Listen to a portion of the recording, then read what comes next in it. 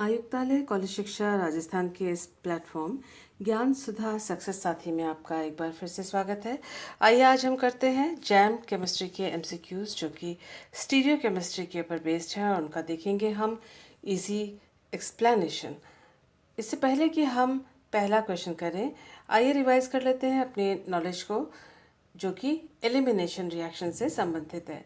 देखिए ये alkyl halide है जो आपके स्क्रीन पे दिख रहा है और हम देखते हैं कि एक बेस है जो कि बीटा कार्बन के हाइड्रोजन को एब्स्ट्रैक्ट करके ले जा रहा है। ये जो हाइड्रोजन है वो एसिडिक हाइड्रोजन है। क्यों? इसलिए क्योंकि जो हैलोजन है उसकी इलेक्ट्रोनेगेटिविटी ज़्यादा होती है।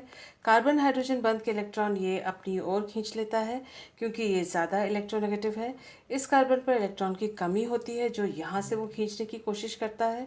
इस कार्बन पर भी इलेक्ट्रॉन की कमी होती है जो कि अपने हाइड्रोजन से लेने की कोशिश करता है। कुल मिला के कार्बन हाइड्रोजन बॉन्ड जो है वह वीक हो जाता है और इस हाइड्रोजन को एच प्लस के रूप में इसको एब्स्ट्रैक्ट करना, निकालना किसी भी बेस के लिए आसान हो जाता है। So this proton is a bit acidic क्योंकि यहाँ पर हैलोजन है।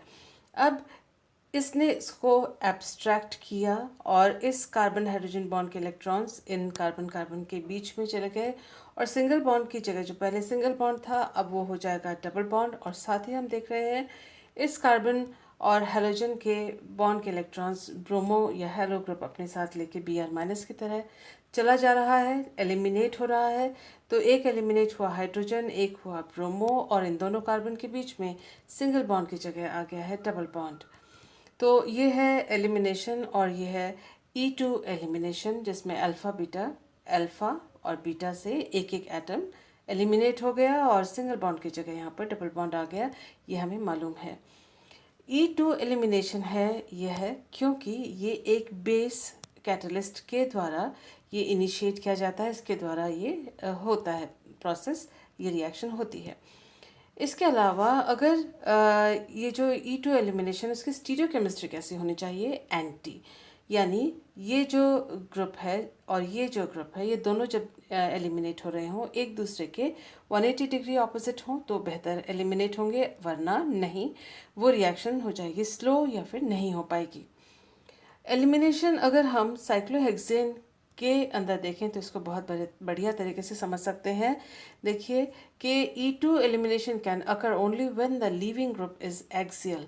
तो ये जो साइक्लोहेक्सेन है इसमें एक ब्रोमो ग्रुप लगा हुआ है, यहाँ देख सकते हैं आप, इसको यहाँ दिखाया गया है बिलो द प्लेन। और बिलो द प्लेन क्योंकि डॉटेड लाइन से दिखाया हुआ है, डैश से इस बॉन्ड को दिखाया गया है। हाइड्रोजन दोनों ये साइड में दिखाए गए हैं अबव द प्लेन, यानी इसका जो तल होगा या प्लेन होगा और इसका जो प्लेन होगा वो एक दूसरे के ऑपोजिट प्लेन होगा। साइक्लोहेक्सेन क्योंकि चेयर कॉन्फॉर्मेशन में रहता है और हेलोजन जो ब्रोमो ग्रुप है वो इक्वेटोरियल में रहना पसंद करता है, प्रेफर करता है, क्योंकि इससे इलेक्ट्रॉन और स्टेरिक एंडरेंस कम रहता है। तो इसलिए अगर ये इक्वेटोरियल में रहा तो ये नीचे की तरफ इस कार्बन पे अगर जाता है तो साइड वाले साथ वाले जो ये दोनों कार्बन हैं उनके जो हाइड्रोजन होंगे वो देखिए अबव द प्लेन। तो ये इक्वेटोरियल है तो ये भी इक्वेटोरियल है लेकिन उनकी डायरेक्शन अलग अलग है। हम ये मालूम है कि जब एलिमिनेशन होती है E2 एलिमिनेशन उस वक्त वो लिविंग ग्रुप जो है वो एक्सियल पोजीशन पे होना चाहिए। हमें मालूम है कि ये जो साइक्लोहेक्सेन का रिंग है आराम से फ्लिप हो जाता है, जो डाउन साइड है वो अब अप साइड हो गया और ये जो अप साइड है वो डाउन साइड हो गया, फ्लिप हो गया। और उसके साथ ही जो इक्वेटोरियल होते हैं वो एक्सियल में कन्वर्ट हो जाते हैं। और ये देखिए ये जो हाइड्रोजन इक्वेटोरियल था वो भी और ये भी ये एक्सियल में कन्वर्ट हो गए। अब ये जो हमको फ्लिप होने के बाद नया कॉन्फॉर्मेशन मिला है जो कि इसके बराबर ही है, इसमें और कोई बॉन्ड ब्रेकिंग कुछ नहीं हुआ है, सिर्फ फ्लिप हुई है और फ्लिपिंग इस चेयर की इसको पलट दिया गया है जिसकी वजह से इस साइड को ऊपर और इस साइड को नीचे कर दिया गया है फोर्स के द्वारा। तो जिससे कि जो इक्वेटोरियल है वो एक्सियल में और एक्सियल जो है इक्वेटोरियल में चेंज हो जाते हैं। ये हमको कॉन्फॉर्मेशन ऑफ साइक्लोहेक्सेन में हमने पढ़ा हुआ है। और हमें मालूम है। अब देखिए जो ये स्थिति मिलती है जिसमें कि ये कॉन्फॉर्मेशन लेस स्टेबल कॉन्फॉर्मेशन माना गया है, लेकिन इसी कॉन्फॉर्मेशन में इस कंडीशन में ही ये जो निकटवर्ती कार्बन या अल्फा बीटा कार्बन पर हेलोजन और हाइड्रोजन है वो एक दूसरे के एंटी हैं, एक्सियल एक्सियल पे है, एंटी पेरिप्लानर है, और ऐसे एक्सियल ही नहीं बल्कि एक दूसरे के ऑपोजिट भी हैं। तो एक्सियल यहाँ और एक्सियल यहाँ होता तो ये वाला एक्सियल नीचे की तरफ होता तो 1 3 हो गया। ये अल्फा बीटा पे एक्सियल दोनों होने चाहिए, 1 2 पे एक्सियल होने चाहिए, एक दूसरे के एंटी पेरिप्लानर और एक्सियल हैं, बेस के द्वारा आसानी से ये एलिमिनेट हो सकते हैं और इसी कंडीशन में एलिमिनेट होंगे, दूसरे कंडीशन में नहीं होंगे। इनकी स्टीरियोकेमिस्ट्री एक दूसरे के इस तरह से 180 डिग्री एंटी पेरिप्लानर और डायएक्सियल रूप में ये होंगे, तभी एलिमिनेशन होगा in the presence of a base, और ये निकल दोनों जाएंगे, एलिमिनेट हो जाएंगे, तो यहाँ बन जाएगा एक डबल बॉन्ड। तो इस बात को हमने अपने ध्यान में रखा। साथ में ही देखते हैं कुछ और जानकारियाँ। देखिए, when more than one position of elimination is possible, then more substituted alkene is favored. जैसे सेट्ज़ेफ रूल के अनुसार यह हमें मालूम है कि डबल बॉन्ड में जितना ज़्यादा सब्स्टिट्यूशन हो वो कंपाउंड या वो मॉइटी या वो स्पीशीज ज़्यादा स्टेबल होती है। तो यदि ऐसा है कि जो ब्रोमो ग्रुप है वो इस साइड से भी एलिमिनेट कर सकता है हाइड्रोजन को ले जाकर, अपने दूसरी साइड से भी एलिमिनेशन हो सकती है। देखिए, ये हाइड्रोजन अबव द प्लेन, ये अबव द प्लेन, ये बिलो द प्लेन है, तो उसका मतलब ये है कि ऑपोजिट प्लेन्स में है ये, और फ्लिप करेंगे इसको इक्वेटोरियल से एक्सियल में, तो फिर भी हमको ये वाला जो कॉन्फॉर्मेशन ये मिलेगा। देखिए, Br नीचे है, इसके साथ वाले इस वाले कार्बन पर हाइड्रोजन ऊपर, इसके साथ वाले इस वाले कार्बन पर हाइड्रोजन ऊपर है, दोनों एक्सियल हैं, ये दोनों हाइड्रोजन, और ये भी एक्सियल है, और एंटी इधर भी है, एंटी इधर भी है। सो यहाँ अगर इस तरफ अगर डबल बॉन्ड बनता है, यानी इस हाइड्रोजन का एलिमिनेशन होता है, तो यहाँ पर डबल बॉन्ड में एक CH3 ग्रुप भी है। इस तरफ अगर डबल बॉन्ड बनता है इसके एलिमिनेशन के द्वारा, इन दोनों के एलिमिनेशन के द्वारा, तो डबल बॉन्ड में जैसे यहाँ पर CH2 है और इस साइड में CH2 है, सॉरी इधर CH ये C डबल बॉन्ड बनेगा, और यहाँ पर सब्स्टिट्यूशन नहीं होगा क्योंकि ये रहा CH2, और इधर यहाँ पर आप देख सकते हैं कि यहाँ एक हाइड्रोजन है और यहाँ एक CH2 है, और इस पे अगर इधर डबल बॉन्ड बनता है तो यहाँ पर एक CH3 है और एक इसमें जाएगा CH2 है। तो उसका मतलब सब्स्टिट्यूशन, प्रतिस्थापितों की संख्या, सब्स्टिट्यूशन यहाँ पर ज़्यादा होगा। एक होगा CH3 और दूसरा होगा CH2, और यहाँ से एलिमिनेशन अगर होता है तो एक जो H यहाँ नहीं लिखा हुआ वो बचा रहेगा, और CH2। तो चॉइस होगी CH3 CH2 and CH2 and hydrogen के बीच में, तो ये ज़्यादा सब्स्टिट्यूटेड साइड होगा, तो डबल बॉन्ड इसी तरफ बनेगा, यानी इस तरफ का हाइड्रोजन निकलेगा, ये हाइड्रोजन निकलेगा, और ये वाला हाइड्रोजन नहीं निकलेगा, नहीं एलिमिनेट होगा।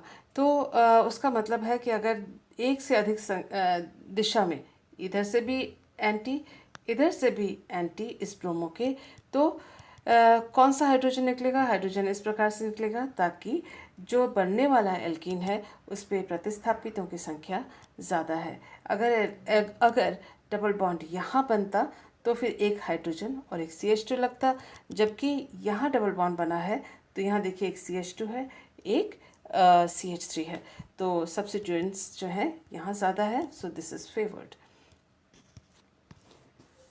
एक और चीज़ है कि हमने दोनों बातें देखी हैं, एंटी होना चाहिए और सब्स्टिट्यूएंट ज़्यादा होना चाहिए, लेकिन हर हालत में एंटी पेरिप्लानर अगर हो, डायएक्सियल ग्रुप्स हो, तो ही वो एलिमिनेट होंगे E2 एलिमिनेशन में।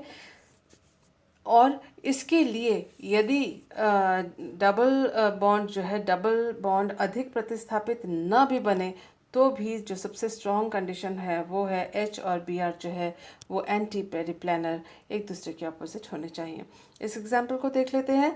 देखिए इसका जो यहाँ पर हाइड्रोजन ब्रोमो जो है बिलो द प्लेन दिखाया है, तो ये रहा बिलो द प्लेन, ये अबव द प्लेन है, ये इक्वेटोरियल पे रहेगा ग्रुप, और ये भी ग्रुप इक्वेटोरियल पे है, क्योंकि यही सबसे ज़्यादा स्टेबल कॉन्फॉर्मेशन होता है जब सारे ग्रुप्स जो हैं BR और CH3 इक्वेटोरियल पोजीशन पे हों। लेकिन एलिमिनेशन क्योंकि इसमें संभव नहीं होता, पॉसिबल नहीं होता, तो इसको ऊपर और इसको नीचे करते हैं, फ्लिपिंग द रिंग को फ्लिप किया जाता है, और ये साइड ऊपर होते ही जो इक्वेटोरियल ब्रोमो ग्रुप है वह अब आप देख सकते हैं एक्सियल में हो गया, और उसी तरह से जो equatorial CH3 that becomes axial CH3, और यहाँ पर जो हाइड्रोजन यहाँ आप देख सकते हैं इक्वेटोरियल था वो एक्सियल हाइड्रोजन हो गया, और ये जो एक्सियल था वो इक्वेटोरियल हाइड्रोजन हो गया, जो कि इस वाले कार्बन पर जिस पे CH3 था उससे जुड़ा हुआ था। अब हमें मालूम है कि अगर यहाँ पर इस साइड में डबल बॉन्ड बनता है, यानी इस हाइड्रोजन का इस ब्रोमो के साथ एलिमिनेशन होता है, तो जो बनने वाला डबल बॉन्ड है वो ज़्यादा प्रतिस्थापित होगा। लेकिन इस केस में आप देख सकते हैं कि अगर यहाँ से हाइड्रोजन का जाना हो ताकि यहाँ डबल बॉन्ड बने, तो ये एंटी पोजीशन में एक दूसरे के नहीं है। अगर ये एक दूसरे के एंटी पोजीशन पे नहीं है तो इनका एलिमिनेशन नहीं होगा, चाहे दूसरी तरफ से अगर हाइड्रोजन है तो वहाँ से होगा, और इससे चाहे बनने वाला जो एल्कीन है वो लेस सब्सटीट्यूटेड, कम प्रतिस्थापित अगर एल्कीन है तो चलेगा, लेकिन एंटी प्लानर नहीं हो ऐसा नहीं होगा। तो इसीलिए हर हालत में एंटी पेरिप्लानर यानी ऑपोजिट डायरेक्शन में डाइएक्सियल ग्रुप्स होने चाहिए, चाहे उसके लिए लेस सब्सटीट्यूटेड एल्कीन प्रोडक्ट के रूप में मिले तो भी चलेगा। इन सब बातों को ध्यान में रखते हुए आइए करते हैं अपना क्वेश्चन। इन्होंने पूछा है the reaction of the bromo compound shown below with sodium ethoxide gives predominantly, सबसे ज़्यादा जो उत्पाद ज़्यादा मात्रा में वो क्या बनेगा। हमारे पास ये सबस्ट्रेट दिया हुआ है और हमें इसकी जो बैकग्राउंड नॉलेज पूरी अभी मालूम है, रिफ्रेश कर लिया हमने। सोडियम इथॉक्साइड बेस का इस्तेमाल इन्होंने किया है, और ये साइक्लोहेक्सेन का सब्स्टिट्यूटेड जो है डेरिवेटिव है, ये साइक्लोहेक्सेन का व्युत्पन्न है ये, और इसमें सब्स्टिट्यूएंट्स हैं ब्रोमो CH3 और एक ड्यूटेरियम भी यहाँ पर है। अब सोडियम इथॉक्साइड को लिया गया है, ये है अबव द प्लेन, तो साथ वाले कार्बन पे वो CH3 है बिलो द प्लेन।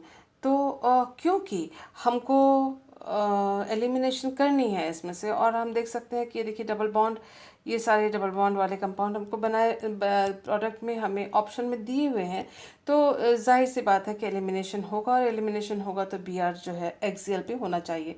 तो ये चेयर कॉन्फॉर्मेशन हमने लिखी, और BR को हमने एक्सियल में सबसे पहले डाला, और उसके साथ ही जो हाइड्रोजन होगा वो डाउन द प्लेन इधर है बिलो द प्लेन, ओके, उसको हमने यहाँ पर लिखा।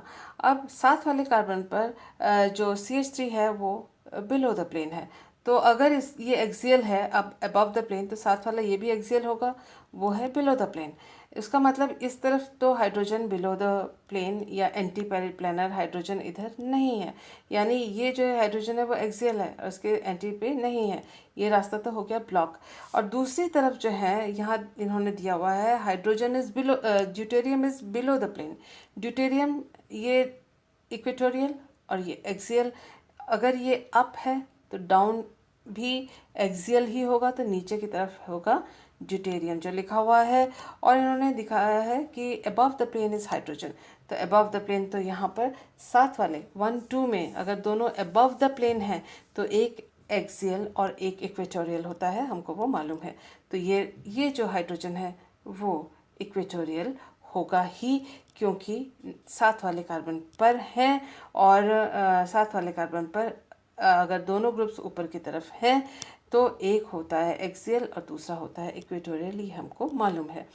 अब हम देखते हैं कि इसमें एलिमिनेशन करना है एक बेस की उपस्थिति में, तो यहाँ हम देख सकते हैं ना ये चलेगा ना ये हाइड्रोजन चलेगा, सिर्फ ये ड्यूटेरियम चलेगा जो कि एंटी है इस ब्रोमो के, कोई और चारा है ही नहीं।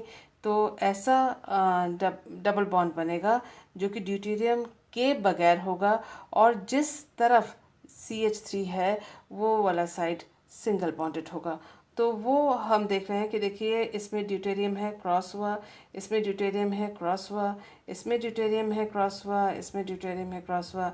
बचता है ये जिसमें CH3 जिस कार्बन पर लगा है उस कार्बन पर डबल बॉन्ड नहीं है, क्योंकि उसका एलिमिनेशन नहीं हो सकेगा। And this is the correct answer, जो कि बड़ी इजीली हमको मिल गया। आइए देखते हैं next information on the screen. देखिए इससे पहले कि हम RS कॉन्फ़िगरेशन को करें, एक चीज़ को और रिफ्रेश कर लेते हैं कि अगर इस तरह से 3D हमको फिगर दिया हुआ है और हमें मालूम है जो लोएस्ट प्रायोरिटी, सबसे कम प्रायिकता जिसकी होती है कान इनगोल्ड प्रिलॉग सिस्टम के द्वारा, हमको मालूम है कि हायर एटॉमिक वेट या हायर ब्रांचिंग इन सब की या डबल बॉन्ड या मल्टीपल बॉन्ड की प्रायोरिटी ज़्यादा होती है और हाइड्रोजन की सबसे कम होती है।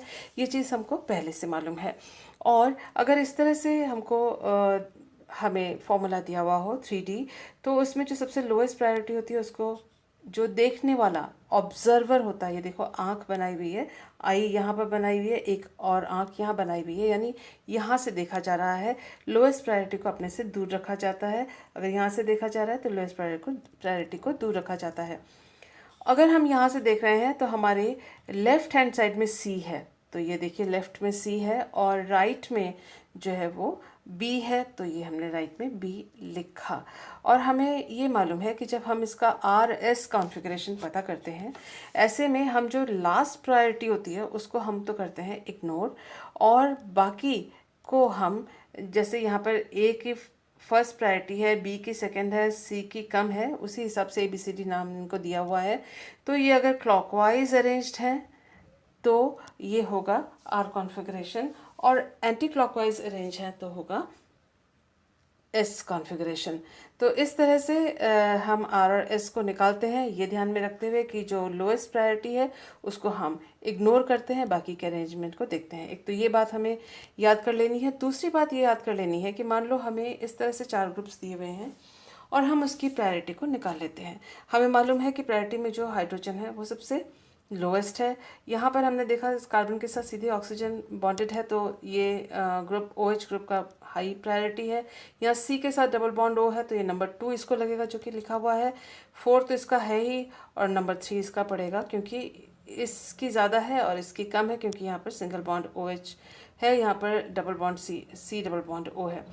चलिए जब हमने इन प्रायोरिटी को देखा तो देखा कि 4 तो है साइड में, तो 4 को साइड में कैसे, 4 को साइड में अपने को नहीं रखना होता है, 4 को हमें डाउन में रखना होता है। लास्ट प्रायोरिटी जो भी जिसकी सबसे कम प्रायोरिटी होती है उसको नीचे लेकर आया जाता है फिशर प्रोजेक्शन फार्मूला में। This is Fischer projection formula, यानी जब हम वर्टिकल और हॉरिजॉन्टल लाइन के द्वारा जो फार्मूले को लिखते हैं that is called as Fischer projection formula.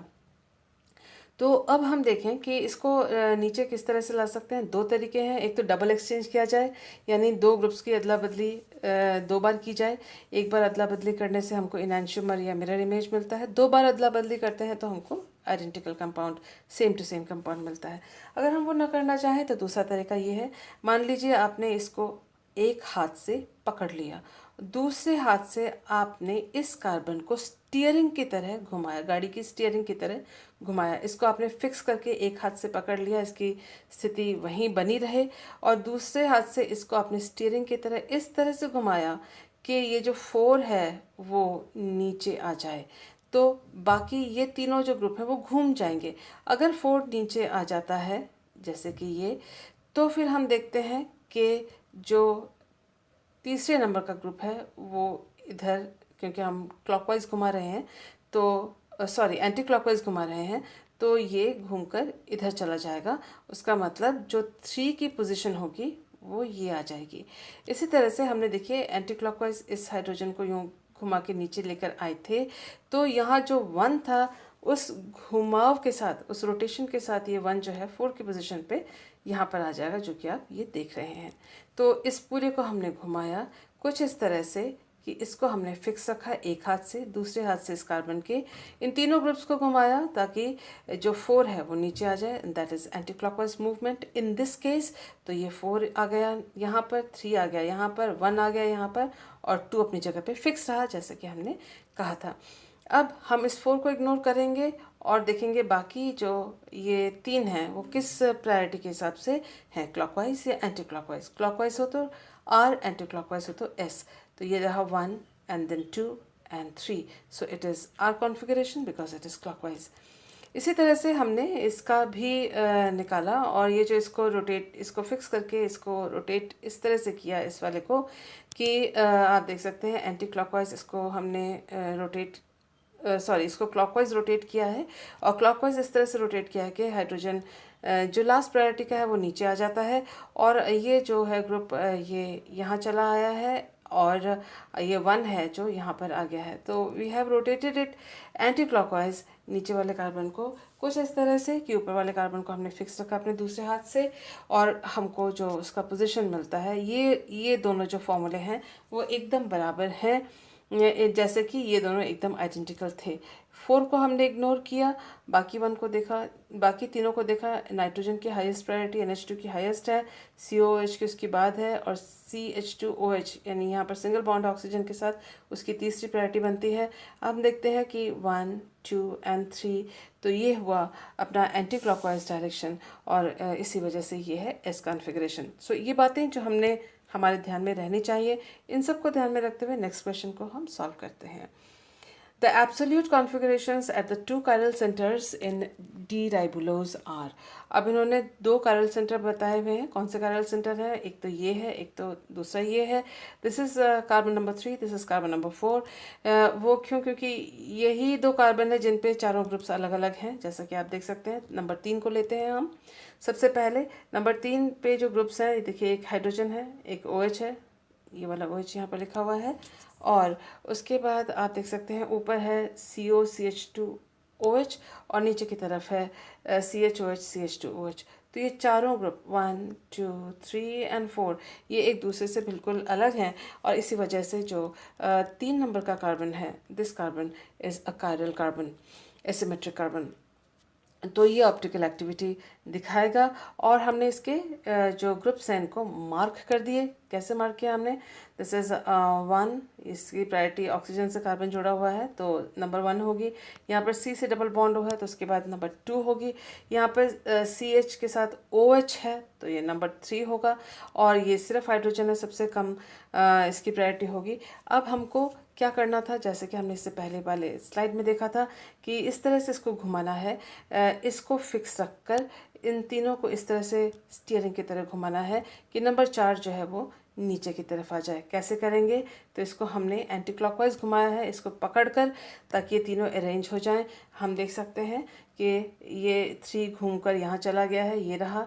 ये 1 घूमकर यहाँ चला आया है, एंटी क्लॉकवाइज डायरेक्शन में घुमा रहे हैं हम, और 4 घूमकर यहाँ आ गया है, ये रहा।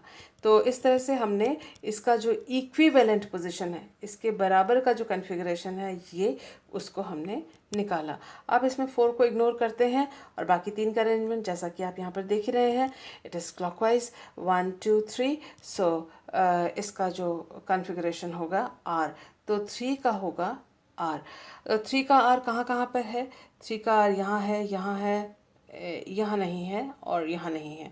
तो हमारे पास जो A और B में से आंसर आएगा, यानी हमको दूसरे को भी निकालना पड़ेगा।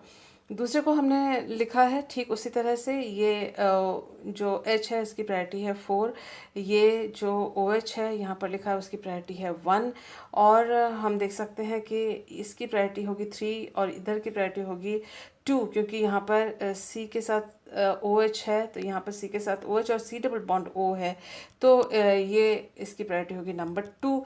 और हम इस तरह से हमने सारी प्रायोरिटीज़ को लिख दिया, यहाँ पर इन ग्रुप्स का प्रायोरिटी लिख लिया, इनको ये इस वाले कार्बन को ये मानते हुए, और ये CH2OH वो यहाँ लिखते हुए, और ये हाइड्रोजन यहाँ लिखते हुए, और ये OH यहाँ लिखते हुए, ये वाला जो बाकी का ग्रुप है वो इधर लिखते हुए हमने इसको यहाँ पर शिफ्ट किया है वर्कआउट करने के लिए।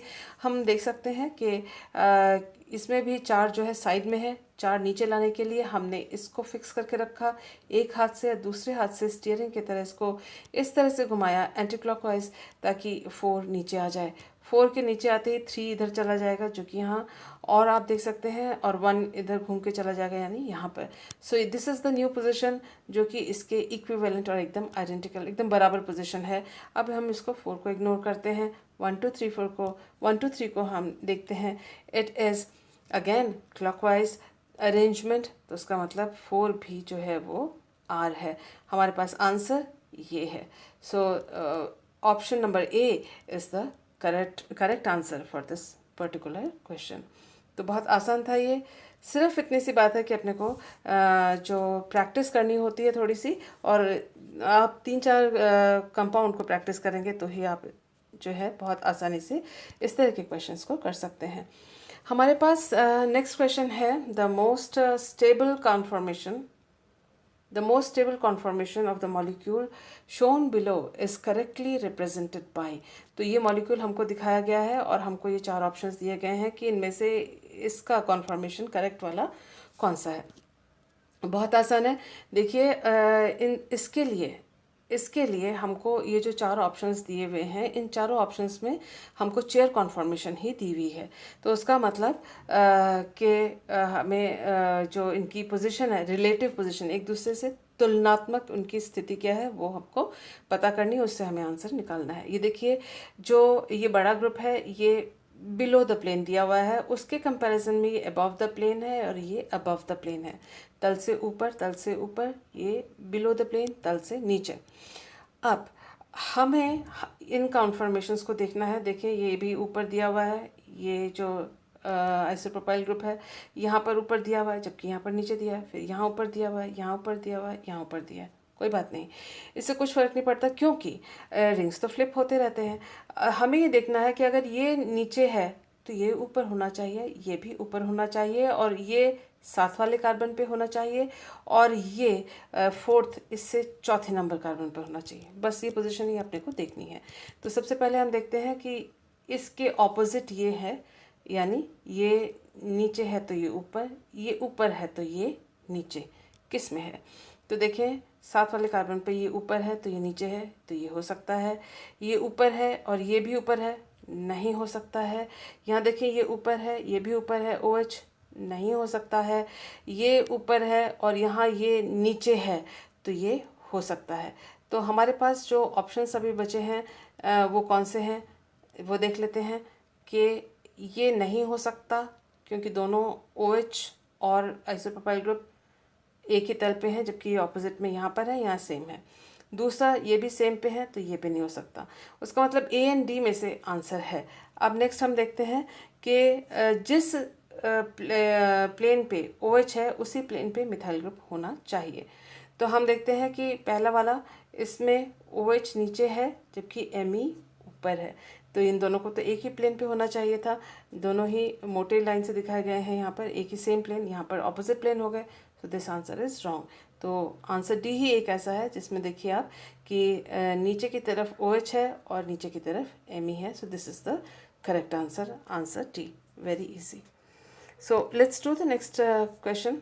इससे पहले कि नेक्स्ट क्वेश्चन करें, एक बार फिर दोबारा उन चीज़ों को याद कर लेते हैं दिमाग में जो हमने पहले देखा था। इसको रिपीट नहीं करूँगी, सिर्फ आपकी इन्फॉर्मेशन के लिए ये चीज़ यहाँ लिखी हुई है। ये चीज़ भी हमने थोड़ी देर पहले पूरी प्रैक्टिस कर ली थी, देख लिया था।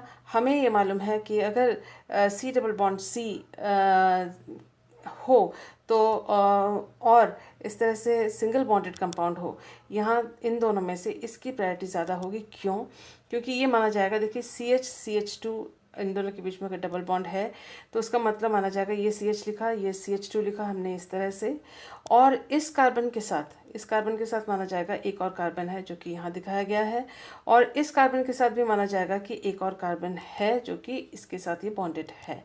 यानी ये जो दोनों कार्बन हैं यहाँ पर वो आपस में भी क्योंकि बंधे हुए हैं, बॉन्डेड हैं, इसलिए डबल बॉन्ड को सिंगल बॉन्ड सी की तरह यहाँ पर मानकर फिर प्रायोरिटी को निश्चित या डिसाइड किया जाता है। अगर हम इसको देखें और इसको देखें, प्रायोरिटी इस CH डबल बॉन्ड CH2 की होगी, इसकी कम होगी। क्योंकि देखिए पहला कार्बन CH ये रहा, ये एक कार्बन से जुड़ा हुआ है और दूसरे कार्बन से जुड़ा हुआ है, ये भी एक और दूसरे कार्बन से जुड़ा हुआ है। लेकिन इसका जो सेकंड कार्बन है वो हाइड्रोजन और हाइड्रोजन से ही जुड़ा हुआ है, जबकि इसका सेकंड कार्बन एक कार्बन से जुड़ा हुआ है। तो इसीलिए एक कार्बन से जुड़ा हुआ है हाई मॉलिक्यूलर वेट, यहाँ हाइड्रोजन से जुड़ा हुआ है लो मॉलिक्यूलर वेट। तो इस वजह से इसकी प्रायोरिटी होती है हाई और इसकी प्रायोरिटी होती है लो।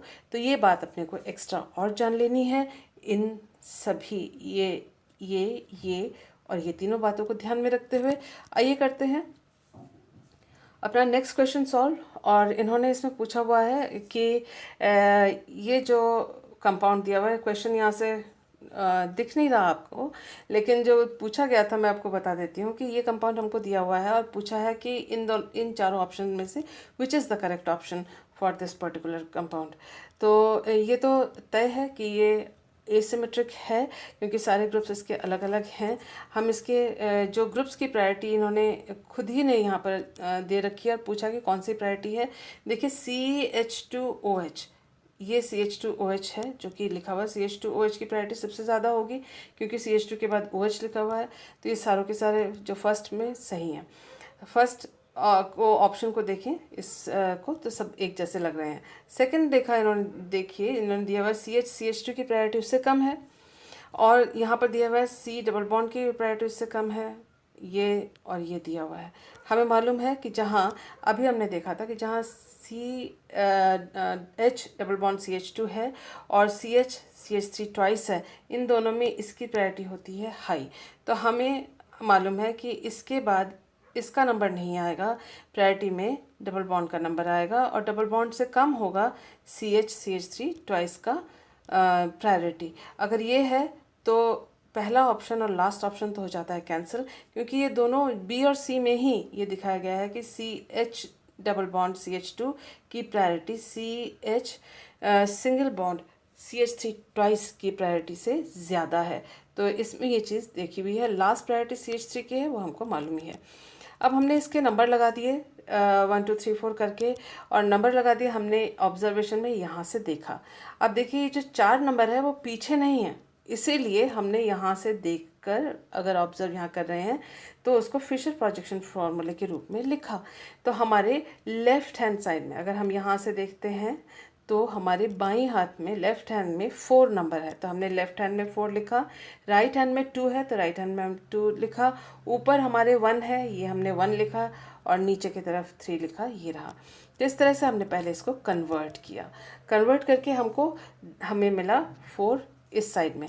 अब हम इसको हाथ से फिक्स करेंगे और इन जो तीनों ग्रुप्स हैं उनको क्लॉकवाइज इस तरह से घुमाएंगे कि 4 जो है वो नीचे आ जाए और जो 1 है उसकी पोजीशन फिक्स्ड रहे। हमने ऐसा किया और हमने देखा कि 4 आ गया यहाँ पर, 2 आ गया घूम के यहाँ पर और 3 घूम के चला गया यहाँ पर। So now this is the new arrangement जो कि इसके आइडेंटिकल है, एकदम बराबर है, लेकिन हमें अब RS तय करने में ये मददगार है। This is helpful. तो इसको हमने किया इग्नोर, देखा 1 2 एंड 3, 1 2 3 इस तरह से जा रहा है, उसका मतलब ये इस तरह से जा रहा है, उसका मतलब दिस इज़ एंटी क्लॉकवाइज। तो उसका मतलब S कॉन्फ़िगरेशन। यहाँ पर दूसरा चॉइस हमको दिया हुआ था R। फर्स्ट और 4 को हमने कैंसिल किया ही हुआ था, हमको इन दोनों में से डिसाइड करना था। हमारा आ रहा है एंटी क्लॉकवाइज, तो हमारा आंसर है answer B, C is wrong. So this was quite easy. इस तरह से आप आराम से सॉल्व कर सकते हैं। नेक्स्ट हम देखें, हमारे पास जो क्वेश्चन है कि इन्होंने पूछा the optically active stereo isomer of the following compound is. तो ये हमको ये कंपाउंड दिया हुआ है और इसके ये 4 ऑप्शंस दिए हुए हैं। बहुत अच्छा सा क्वेश्चन है ये। और इन्होंने पूछा है कि कौन सा इसमें से ऑप्टिकली एक्टिव है। ऑप्टिकली एक्टिव है तो उसका मतलब इसमें सिग्मा जो प्लेन है नहीं होनी चाहिए। इसके मतलब एक हिस्सा दूसरे हिस्से का मिरर इमेज नहीं होना चाहिए, ये हमको मालूम है। तो हमको इसमें से जो ढूंढना है वो ये कि सभी में हम लोगों ने मिरर प्लेन बना रखा है। देखिए गुलाबी रंग का प्लेन बना रखा है और यह जो प्लेन है गुलाबी रंग का वो इस मॉलिक्यूल को इस वाले कार्बन और इस वाले कार्बन से पूरी तरह से बीच में से होकर काटता है। यानी यहाँ और यहाँ से होके वो मिरर गुजर रहा है, बीच में हमने रख दिया। अगर एक हिस्सा दूसरे हिस्से का मिरर इमेज है तो फिर वो कंपाउंड जो होगा इनएक्टिव होगा, और अगर एक हिस्सा दूसरे हिस्से का मिरर इमेज नहीं है तो फिर वो ऑप्टिकली एक्टिव होगा। तो ये कैसे डिसाइड करते हैं आइए देखते हैं। देखिए पहला हमने ये देखा मिरर रखा और ये भी इक्वेटोरियल है, इक्वेटोरियल है, यानी बीच में से मिरर है तो उसकी जो परछाई या उसका जो इमेज आएगा दूसरी तरफ वो भी देखिए इक्वेटोरियल, इक्वेटोरियल बराबर इक्वेटोरियल का इमेज इक्वेटोरियल आएगा। उसका मतलब ए जो है वो ऑप्टिकली एक्टिव नहीं है क्योंकि ये सममित या सिमेट्रिक मॉलिक्यूल है। यानी इसमें हमने सिग्मा प्लेन ढूंढा, सिग्मा प्लेन से अगर ये सिमेट्रिक आ रहा है या सेंटर ऑफ सिमेट्री से सिमेट्रिक आ रहा है तो भी होता है, तो सिग्मा प्लेन हमने यहाँ पर यूज़ किया तो उससे ही हम ये निकाल सकते हैं, सेंटर ऑफ सिमेट्री से नहीं निकाल पाएंगे। तो सिग्मा हमने यूज़ किया, प्लेन हमने रखा और हमने देखा कि ये जो प्लेन है इस ग्रुप को भी काटते हुए निकल रहा है और यहाँ मिथाइल ग्रुप है, यहाँ मिथाइल ग्रुप है और इस CH बॉन्ड के बीच में से बीचों बीच होके गुजर रहा है। इसी तरह से ये CH3 के भी बीचों बीच से होके गुजर रहा है। ये हिस्सा, ये पूरा हिस्सा, ये दूसरे हिस्से का मिरर इमेज है, ये सिमेट्रिक है, ऑप्टिकली एक्टिव नहीं है। दूसरा एग्जाम्पल लेते हैं। दूसरा एग्जाम्पल लेते हैं, देखिए एक हमने जैसे बीच में से मिरर रखा, मिरर रखते हैं हम देखते हैं कि ये तो एक्सियल है, नीचे की तरफ जा रहा है और इधर जो साथ वाले बराबर पोजीशन पे, इसके बीटा पोजीशन पे, ये भी इसका बीटा पोजीशन है, उस पर जब हमने यहाँ पर OH देखा वो है इक्वेटोरियल। तो इक्वेटोरियल की जो परछाई या इमेज इक्वेटोरियल ही होनी चाहिए या एक्सियल की परछाई यहाँ पर एक्सियल होनी चाहिए, लेकिन ये इक्वेटोरियल है, ये एक्सियल है। तो उसका मतलब एक हिस्सा दूसरे हिस्से का प्रतिबिंब रूप या मिरर इमेज नहीं है तो ये सिमेट्रिक नहीं है। अगर ये सिमेट्रिक नहीं है तो उसका मतलब ऑप्टिकली एक्टिव है। आगे देखने की ज़रूरत है ही नहीं, लेकिन फिर भी क्योंकि आप पढ़ाई भी कर रहे हैं इन सबको जानते हुए, तो हम देख लेते हैं इस वाले का क्या ऑप्शन था। देखिए ये मिरर बीच में रखा है और मिरर बीच में रखते ही आप देख सकते हैं कि इधर जो मिथाइल से जो पहला कार्बन है OH जो है एक्सियल है, उसका प्रतिबिंब रूप या उसका मिरर इमेज जो है वो OH उधर की तरफ आ रहा है। ये ध्यान में रखें कि ये जो CH3 और ये जो टर्शियरी ब्यूटाइल ग्रुप है उसके बीचों बीच से मिरर होके जा रहा है, तो ये वाला हिस्सा इस वाले हिस्से के, और ये जो CH3 है उसका एक हाइड्रोजन इधर, एक हाइड्रोजन इधर और एक हाइड्रोजन के बीच में से ये मिरर प्लेन होकर जा रहा है। तो आप देख सकते हैं कि ये दोनों हिस्से भी, यानी इस मॉलिक्यूल के दोनों हिस्से जो मिरर काट रहा है, डिवाइड कर रहा है, वो एक दूसरे के मिरर इमेज हैं। तो ये भी सिमेट्रिक है, ये भी सिमेट्रिक है, ये सिमेट्रिक नहीं था, इसीलिए ऑप्टिकली एक्टिव है। लास्ट वाला जो कंपाउंड है यहाँ पर आपने देखा हुआ है, देख रहे हैं, उसको क्लियरली देख लेते हैं। देखिए लास्ट वाला जो ऑप्शन डी है उसमें दोनों इक्वेटोरियल हैं और आप देख सकते हैं कि CH3 इसमें फोर्थ वाले में एक्सियल है, ये रहा एक्सियल है और इसको भी बीच में से काट रहा है। तो एक्सियल हो CH3 चाहे इक्वेटोरियल हो, दोनों ही हालत में ये मिरर जो है इक्वली डिवाइड करता है। कुल मिलाकर इन सारे ऑप्शंस में से ये this is symmetric, this is symmetric, this is symmetric, this is asymmetric, so answer is B, optically active stereoisomer B ही होगा।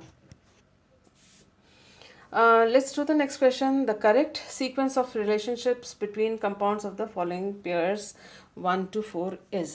तो हमको क्या दिया हुआ है, हमें दिया हुआ है ये 4, 1 2 3 4 पेयर दिए हुए हैं और पूछा है कि इनके जो बीच का, इनके जो रिलेशन है इन दोनों कंपाउंड्स पेयर्स का वो कैसा है। तो चलिए हम पहले वाले को देख लेते हैं। पहले वाले को हमने देखा, पहला जो नंबर 1 है ये COOH CH3 COOH CH3 और एक है H, एक NH2 H NH2। अब जो पहली बात अपने को ध्यान में रखनी है जब ऑप्टिकली एक्टिव हम कंपाउंड्स को पढ़ रहे हैं कि वन एक्सचेंज ऑफ ग्रुप्स, अगर किसी 4 ग्रुप में से किसी 2 को हमने एक बार एक्सचेंज किया कायरल कार्बन पर, तो हमको मिरर इमेज मिलता है, यानी हमको प्रतिबिंब रूप मिलता है। प्रतिबिंब रूप यानी मिरर इमेज यानी इनैंशियोमर हमको मिलता है। तो ये बात अपने को ध्यान में रखना है। इसको मैंने इस वीडियो में पहले भी कहा था, एक बार एक्सचेंज करने से हमको मिरर इमेज मिलेगा और 2 बार एक्सचेंज करने से हमको आइडेंटिकल सेम मिलेगा। अब इन दोनों को हम स्टडी करते हैं, व्हाट इज़ द डिफरेंस। देखिए H position same, NH2 position same. तो इसमें से ये जब हमने प्राप्त किया या हमको मिला, तो हमने इन दोनों की अदला बदली करी है, यानी COOH को नीचे कर दिया है, CH3 को ऊपर कर दिया। तो एक एक्सचेंज किया है, वन एक्सचेंज, बाकी सब कुछ इसमें सेम है, सारे ग्रुप्स सारी सब कुछ सेम है, इन दोनों के पोजीशन सेम है। इन दोनों के पोजीशन में हमने गड़बड़ की है या फिर हम इन दोनों के पोजीशन को एक्सचेंज कर दिया है, और तो उसका मतलब क्या है, कायरल कार्बन जो है मिरर इमेज देगा, इनैंशियोमर देगा। तो हम पहले वाले का जो रिश्ता है आपस में वो इनैंशियोमर या मिरर इमेज या प्रतिबिंब रूप का है। देखते हैं, ऑप्शन ए में आइडेंटिकल लिखा हुआ है, गलत। ऑप्शन बी में इनैंशियोमर लिखा है, हो सकता है। ऑप्शन सी में इनैंशियोमर लिखा है, हो सकता है। ऑप्शन डी में आइडेंटिकल लिखा है, नहीं हो सकता। अब हम आते हैं नंबर 2 पे। नंबर 2 पे अब यहाँ देखें, अगर इसमें नंबर 2 पे दोनों में आइडेंटिकल लिखा हुआ है, तो फिलहाल अगर हम MCQ कर रहे हैं तो हम तो इसको छोड़ देंगे, और क्योंकि हमें अपना टाइम बचाना है। और अगर हम यूं ही जानना चाहते हैं, उसको एंड में मैं बता देती हूँ, लेकिन पहले देखिए सेकंड को तो हम इसलिए छोड़ेंगे कि दोनों में कोई डिफरेंस उन्होंने नहीं बताया, और ये भी बता दिया कि दोनों आइडेंटिकल हैं। सो अब हम आते हैं तीसरे पे। तीसरे पे इन्होंने लिखा हुआ है, एक तो लिखा है स्ट्रक्चरल आइसोमर और दूसरा लिखा है डायस्टेरियो आइसोमर्स। तो देखिए स्ट्रक्चरल आइसोमर्स क्या होते हैं कि और डायस्टेरियो आइसोमर्स क्या होते हैं। देखिए डायस्टेरियो आइसोमर ऐसे ऑप्टिकल आइसोमर्स हैं जो एक दूसरे के प्रतिबिंब रूप या मिरर इमेज नहीं हैं, लेकिन एक दूसरे के आइसोमर्स हैं। और स्ट्रक्चरल आइसोमर्स मीन्स कुछ जो ग्रुप्स हैं वो अलग अलग जगह पे फिक्स कर दिए गए हैं। किस तरह से, उसको हम जब थर्ड वाला करेंगे तब हम पता करेंगे। ये देखिए, this is the third example. यहाँ पर देखें कि ये अगर पूरे को देखें तो पीएच है, CH3 OH NH2 H सारे ग्रुप्स सेम हैं, इसमें से कुछ भी अलग नहीं है। अब देखते हैं इसमें फ़र्क क्या है, फिर देख लेते हैं हम। देखिए जो पीएच है, जिस कार्बन पे जुड़ा हुआ है उस पे H और OH हैं। यहाँ देख लेते हैं, पीएच जिस कार्बन पे जुड़ा हुआ है उसमें H और OH है, ओके। जिस कार्बन पे CH3 है उसमें NH2 और H है। जिस कार्बन पे CH3 जुड़ा हुआ है उस पे NH2 और H है। फिर एक तीसरी बात जो ध्यान आती है कि बाकी सब तो हमको सेम मिल रहा है अभी तक। OH NH2 सेम साइड में है, OH NH2 डिफरेंट साइड में है। उसका मतलब क्या है, ये दोनों ऑप्टिकल आइसोमर तो हैं, लेकिन क्योंकि इनकी पोजीशनिंग अलग अलग कर रखी है, यहाँ OH और NH2 एक ही साइड में है, यहाँ ऑपोजिट साइड में है, तो उसका मतलब ये ऑप्टिकल आइसोमर्स हैं लेकिन मिरर इमेज नहीं है, इसीलिए ये डायस्टीरियो आइसोमर हैं। हमने पहले देख लिया था, पहला कैंसिल था, सेकंड कैंसिल था इनमें से, और ये थर्ड से डिसाइड हुआ कि ये डायस्टीरियो आइसोमर है, थर्ड का डायस्टीरियो आइसोमर दिया हुआ है, तो आंसर होगा C. This is the correct option. आगे आप अपने को हमको जब हम एग्ज़ाम में बैठें तो आगे हमको कुछ सोचना नहीं है, नेक्स्ट क्वेश्चन में चले जाना है। लेकिन हमें यहाँ पर जो हमने नहीं किया, आपकी जानकारी के लिए उसको बता दूँ, जो सेकंड है वो आइडेंटिकल है। सेकेंड आइडेंटिकल कैसे है वो देख लेते हैं। ये देखिए कि यहाँ पर लिखा हुआ है CH2CH3 और यहाँ है CH2CH3, यहाँ CH3, यहाँ CH3, एकदम उल्टा लिखा हुआ है, ऊपर और नीचे लिखा हुआ है। चलो, और उसके बाद देखते हैं कि यहाँ पर Br है और CH3 के इधर Br है और H दूसरा H है, ओके। और साथ में ही हम देखते हैं कि इस वाले कार्बन पर भी HBr लगा हुआ है। एक और चीज़ देखते हैं कि Br और Br ट्रांस में है, ऑपोजिट डायरेक्शन में है, यहाँ पर भी Br ऑपोजिट डायरेक्शन में है। अब ऐसे मॉलिक्यूल को अगर हमने 180 डिग्री फ्लिप कर दिया, इसको 180 डिग्री रोटेट किया, तो क्या हमको मिलेगा ये देख लेते हैं। जब हमने इसको 180 डिग्री रोटेट किया, चलो वापस लिख लेती हूँ मैं इसको, ये CH2CH3 यानी इथाइल ग्रुप आ गया ऊपर, इसको इथाइल माना मैंने, इसको घुमा के ऊपर किया है। और अगर हमने इसको इधर की तरफ यानी क्लॉकवाइज घुमा के ऊपर की तरफ किया, तो देखते हैं क्या आ रहा है नेक्स्ट,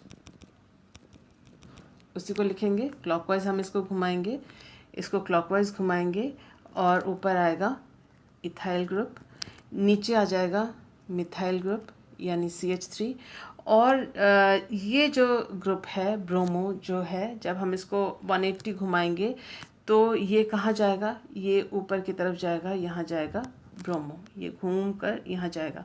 उसी तरह से ये वाला ब्रोमो जो है, जब हम 180 डिग्री घुमाएंगे इसको, 180 डिग्री घुमाएंगे और क्लॉकवाइज घुमाएंगे, तो फिर वो इधर की तरफ BR आ जाएगा। आप इसको हाथ से लिख के अगर पेपर पे भी करके दिखेंगे तो आप पाएंगे कि ये जो BR है वो यहाँ BR आ जाएगा, बचे 2 हाइड्रोजन वो यहाँ और यहाँ आ जाएंगे।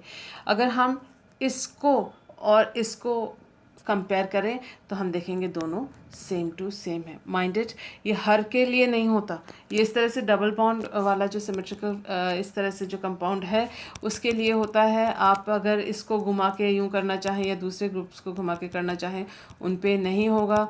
आप इस तरह का जो एग्जांपल है उसमें आप इसको टर्न अबाउट करके देख सकते हैं, स्पेशली जहाँ पर इस तरह से क्रॉस रिलेशंस हैं, इस तरह से एंटी एक दूसरे के डायरेक्शन में लिखे हुए हैं फिशर प्रोजेक्शन फॉर्मूले में, और वो भी ख़ास तौर पे जहाँ पर 2 कार्बन इस तरह से सिमेट्रिक हैं, उसमें आप आराम से इस काम को कर सकते हैं। हर एक के लिए चीज़ लागू नहीं होती। दूसरी लास्ट इज स्ट्रक्चरल आइसोमर है इसके अंदर, तो इसको भी देख लेते हैं स्ट्रक्चरल आइसोमर किस तरह से है।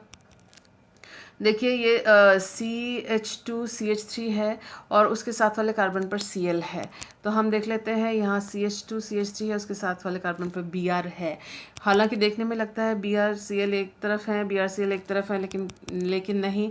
जिस कार्बन पर Cl है उसी कार्बन पर CH2CH यानी इथाइल ग्रुप है। जिस कार्बन पर यहाँ देखें आप इथाइल ग्रुप है, उस कार्बन पर यहाँ क्लोरो है, जबकि यहाँ पर ब्रोमो है। यानी ये अलग स्ट्रक्चर्स हैं क्योंकि ग्रुप की पोजीशनिंग एकदम से अलग हो रखी है इसमें।